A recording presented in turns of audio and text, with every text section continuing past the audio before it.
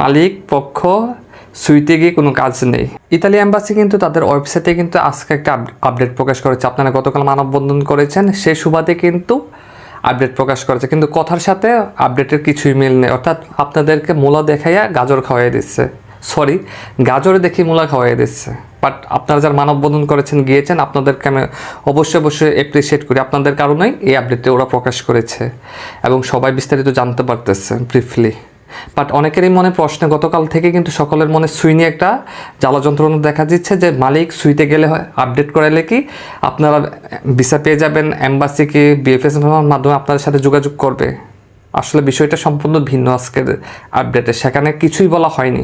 আমি just briefly সংক্ষেপে বলতেছি আপনাদেরকে, এখানে মালিক সুইতে গিয়ে আপডেট করতে হবে এমন কোনো তথ্যই ওরা বলেনি।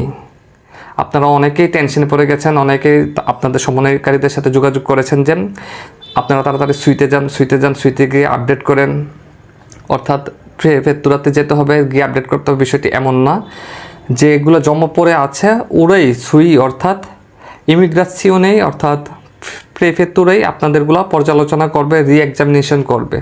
এক্সামিনেশন করার পর যখন দেখবে ভেরিফাই করা কমপ্লিট, তখন আপনাদের ওই আগের প্রক্রিয়ায় এম্বাসির মাধ্যমে বিএফএস গ্লোবালের মাধ্যমে আপনাদের সাথে যোগাযোগ করবে। সে পর্যন্ত আপনাদের অপেক্ষা করতে হবে।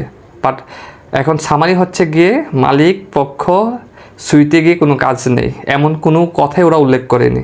গতকালকে তো সবাই অনেক টেনশনে ছিল এটা নিয়ে, সুইতে যেতে হবে, সবাই সবার মানে সমন্বয়কারীদের সাথে যোগাযোগ করেছে। বাস্তবে কিন্তু ওদের যে আপডেট প্রকাশ করেছে সেখানে কিছু বলে নাই। আমি ইনশাল্লাহ আগামীকাল আপনাদের সাথে বিস্তারিত আলোচনা করবো। আজকে সময় নেই, আর অনেক ব্যস্ততার মাঝে আপনাদের সাথে এই আপডেটগুলো শেয়ার করে থাকে, অনেক দিন মিসিং ছিল।